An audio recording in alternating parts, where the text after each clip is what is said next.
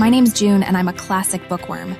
I love books, and I love reading them on quiet, lonely nights. This is why I work as a librarian, to be closer to the books.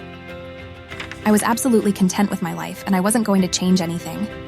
But as we plan something, fate updates our plans. My landlady died suddenly, and her daughter decided to sell the apartment. The compound I moved into was a complex of 10 bungalows in an enclosed area. But at that time, only 2 of them were habitable.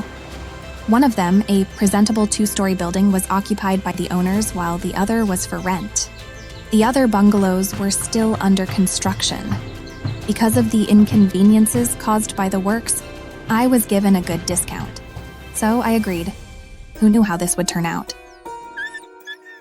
On one of my first mornings there, while I was walking Dashell, my Scottish terrier, something banged on the construction site, and the dog ran away. Alejandro, one of the workers, helped me find him. He allowed me to call him Alex. I felt the guy liked me, so after we found Dashell, I asked him in for a coffee. Dashell couldn't take his loving eyes from Alex and even tried to lick coffee from his cup. We laughed and made a joke that my dog was a coffee addict. Ever since, drinking coffee before work and chatting became our tradition. This is how I learned that Alejandro was from Mexico. His friend Mateo also lived here. Like other illegal workers, they lived in the trailers not far from the compound and worked 14 hours a day.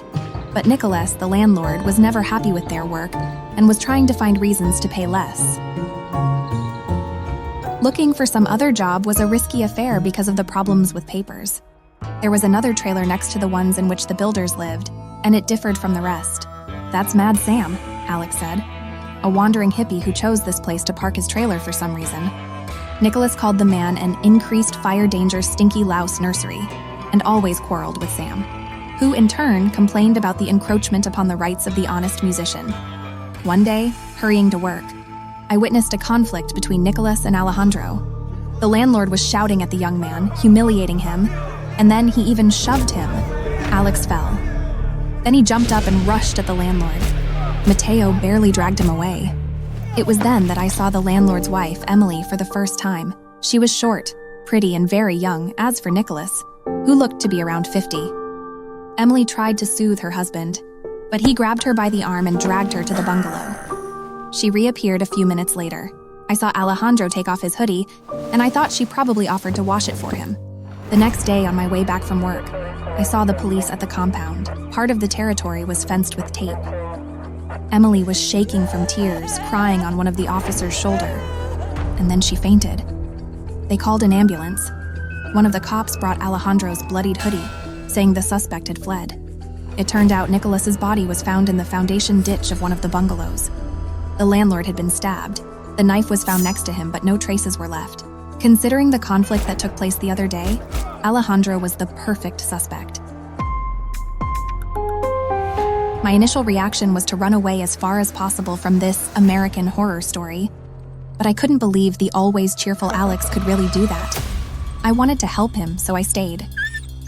I thought the construction would freeze after Nicholas's death, but Emily said she would be paying the workers. Several days later, the police arrived again, hoping that Alejandro had come back. They asked me whether I'd seen the suspect. I said I didn't see him after the murder. When I got home, I felt someone's hand on my mouth. "It's me," Alex whispered. "I won't hurt you. Please don't scream." I nodded in agreement, and he let me go. He told me he was hiding from the cops and decided they'd unlikely seek him out at my place. He'd recently seen where I left my keys, and so he used them. After a pause, he added that he hadn't murdered Nicholas. I understood it perfectly, as anyone could take his hoodie, which was drying outside. After the police left the compound, Alex also left. We agreed that I'd tell him everything I found out. That night, I woke up to hushed voices outside. I went up to the window, but it was dark and I couldn't see anything. But as I was ready to come back to bed, I saw a man who was staggering towards the trailers. Then he fell and stopped moving. I donned my gown and hurried outside. It was Mateo. He was alive, but unconscious. Emily was there presently. She was scared.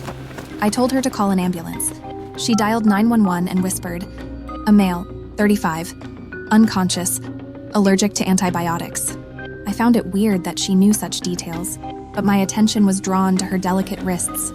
They were scarred. I didn't have time to think of it, though, because Emily suddenly dropped her phone and fainted. 2 unconscious bodies in the middle of the night? It was too much. I met the doctors. They took Mateo to the hospital and brought Emily to her senses, and then I took her home. I couldn't sleep until the morning. The following several days were quiet. I went to see Mateo at the hospital. It turned out he'd been poisoned, and hadn't I seen him, he would have died. Later that night, Alex sneaked into my bungalow, but I had almost no news for him.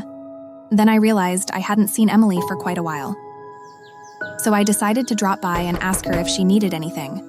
Her door wasn't closed. I went in and called her. Hi there. Nobody answered. I thought Emily didn't hear me because she was on the second floor.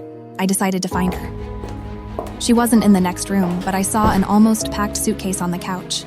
Next to it was an open photo album. Emily was obviously looking through it when something distracted her. I stood there, turning its pages. Old family photos. A beautiful young couple with a girl. Emily and her parents, apparently. Here she is as a teenager. But the photo of Emily as a schoolgirl posing with a man caught my eye. I thought his features were familiar. Oh yes, it was Nicholas. But they couldn't be dating back when Emily was in school, could they? I checked the opposite side of the picture. There was something written there that was later covered with correction fluid. I switched on the lamp and brought the picture to the light, hoping I could read it. It worked. To my dear goddaughter from her godfather, the signature read, "Love can win the hearts of very different people. As a result, strange unions emerge. A woman can live with her son-in-law, or a man can have an affair with his daughter-in-law. But I'd never heard of a godfather and his goddaughter. Then I stumbled upon an envelope with newspaper clippings. The headlines were terrifying. Real estate tycoons found dead in their home. Tragedy at Christmas party in millionaire's mansion. Young Graham's heiress tried to commit suicide."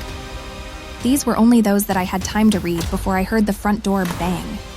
The envelope also contained a will for Emily. But I didn't even look through it. I quickly put the things where I'd found them and hurried to the hallway.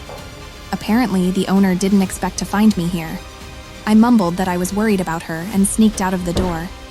I needed to talk to Alejandro. But Mad Sam's trailer disappeared after the police visited. I didn't have Alex's contacts, as I'd never needed them before. So I had to wait until he turned up himself. Until then, I decided to investigate as much as I could about the story of the tycoons. Having done research online and checked a heap of newspapers and magazines, I found a lot of interesting things. Emily turned out to be a millionaire. She was the heiress of Anna and Eric Grahams, famous real estate tycoons who died 10 years ago in their newly constructed mansion. Hay started the fire in the fireplace. But the ventilation system was broken, so they chalked. Emily was staying at her friend's. Since she had no other relatives, her godfather took custody of her. I felt the solution to the mystery of Nicholas's death was near, but I still lacked a few pieces to complete this jigsaw puzzle. I wanted to share it with Alex.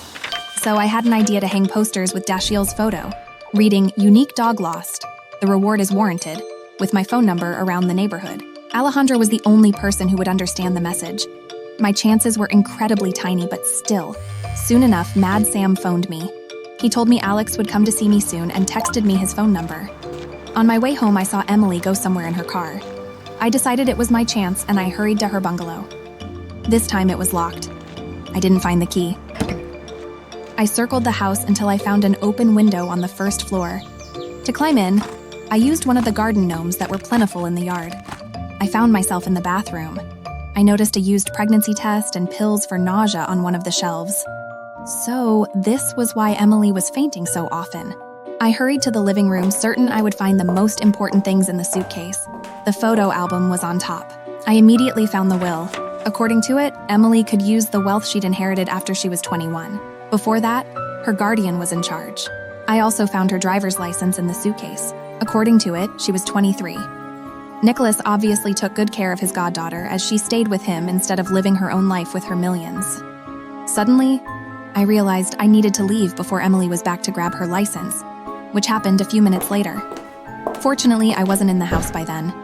The following day, on my way back from work, I dialed Alex. He didn't pick up. When I approached my bungalow, I saw its door was open and thought happily that he was inside. I went in briskly, saying, "Hi, I can understand the conspiracy, but why won't you answer my calls?" Run! Alejandro, who for some reason was sitting on a chair at the fireplace with his arm twisted unnaturally, shouted out. The door behind me closed abruptly. Too late, I heard Emily's voice. June, if you wanted to become part of this story, come on in then. And don't try to play tricks on me. I have a gun. Only then did I see that Alex was handcuffed to the fireplace's grate. Emily put a handcuff on my wrist and ordered me to sit down next to him and link the other handcuff to the grate. She said she'd seen me searching for Mad Sam's trailer and then hanging posters with the lost dog, which I nonetheless walked twice a day. This is how she understood that I was looking for Alejandro and had good reasons to sneak into her house. Emily saw the surprise in my eyes and explained that she'd found the hairpin she'd seen on my head in her bathroom. Do you notice how quiet it is today? She asked. I fired all the workers. Nobody will hear the shots. Then I'll leave the gun in Alejandro's hand. When you're found, they will think he murdered you and then shot himself. You devised a good plan, I said. But what are you going to tell your child? Why did you kill its father? Emily looked as if the devil had possessed her. Father? Of my child? I'd rather die than allow that. Disgust distorted her pretty face. And then Emily spoke. All the burdens that had been weighing her down for several years have finally been released. She was 13 when her parents died. Nicholas took possession of everything and controlled her, checking where she went, what she did, and what she spent money on. He didn't want to lose his sinecure, so he limited Emily's communication with others and soon began to introduce her as his wife. She blamed Nicholas for her parents' death. He'd been in charge of the construction of the mansion they later moved into. And he was at the party, but for some reason he left before her parents died. It was too many coincidences. He probably knew about the will and had planned everything in advance. Emily once tried to commit suicide, but Nicholas saved her and threatened to send her to an asylum and make sure she wouldn't have access to her money even after his death. I had to act, Emily said, but what could I do alone? So she started an affair with Mateo. The pregnancy wasn't part of her plan. It was an accident. When Nicholas learned of it, he got furious. It was the first time he hit her. Then Emily took the knife and stabbed him in the back, and after that, she stabbed him several times in the heart. Afterward, she smeared Alejandro's hoodie with Nicholas blood and planted it on his trailer, while we were having our morning coffee. Mateo helped her put the body in the pit. And then you poisoned Mateo? I asked. Do you really think he won't give evidence against you when he knows you used him? I'll deal with him later, Emily said, putting the gun to my head. I was scared and closed my eyes. Then the shot banged, but I didn't die. Alejandro shoved her off me.